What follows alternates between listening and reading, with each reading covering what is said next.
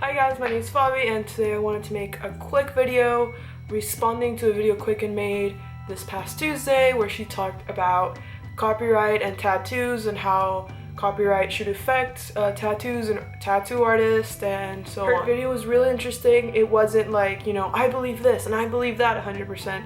It was more sort of laying the ground for us to get our own ideas and get our own opinions for me. What I came out with it is, as long as there's a certain modification done to the design that someone wants to get, in the case of something like Pokemon or Sonic or any other sort of big brand that people get, I think that if the artist does a modification to the original design, they add their own twist to it, so not necessarily the character looks any different, but what's surrounding it, what's around it is slightly different. I think that's okay, and that's why I often don't think that big corporations are getting their property stolen. Also, because getting a tattoo of, like, say Bob's Burgers or The Simpsons or any sort of video game is not taking revenue or money from the big corporation, because they don't have a tattoo service. So it's not like,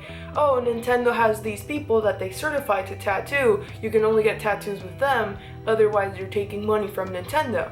That's not really how it is, because Nintendo has, you know, or any other company doesn't have that service. So it's not like taking something and distributing somewhere else, because they don't offer that to you. Whereas a smaller artist would be making less money if someone wants to get a tattoo of their work, because they're looking to sell that artwork. Whereas, you know, there's so much that Nintendo is selling you or any other company that is unrelated to imagery that you can contribute to them without even when getting their image tattooed. When it comes to art in general, the thing is that two pieces can look very, very similar, but because you can't copyright an idea, that's what protects those images, where, you know, if it's a trace of another image, that is infringement upon copyright. But if it's just, you know, anchor tattoo traditional and anchor tattoo traditional, they can look incredibly similar, but they're just inspired by the same thing. Overall, I think the main issue is just taking art from people that's their whole life. You know, if you're stealing art or you're taking art from an artist without asking, you're taking away money from them. I think corporations make money in other ways, and that's why bigger corporations don't have that big of a problem or are not as problematic when getting their art done. You know, like, I have a tattoo here that might infringe upon copyright. It's a phrase from Les Mis in the Victor Hugo's handwriting. But because, I mean, Les Mis is public domain, but if it wasn't, could I be asked to remove it because it's copywritten?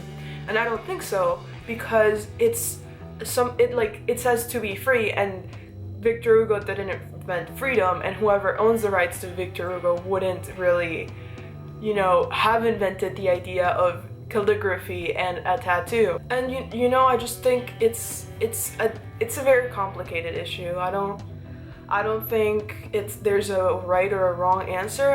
Well, there is a wrong answer when you think you can take art from anyone, like willy-nilly, whatever. But I think it's okay but I still don't think there's a right or a wrong answer. I think there's a lot to be discussed, and with copyright in general, in every subject matter, it's a tricky subject. So, you know, to have a concrete, you know, this is right, and be like, you know, a martyr for copyright infringement is really, like, not possible, because it's such a hard topic to discuss, because ownership and creativity and all this stuff, it's so abstract. So, guys, so tell me what you guys think in the comments below. Go check out Quicken. I'll leave her link in the description. I'll put a little annotation thing, whatever.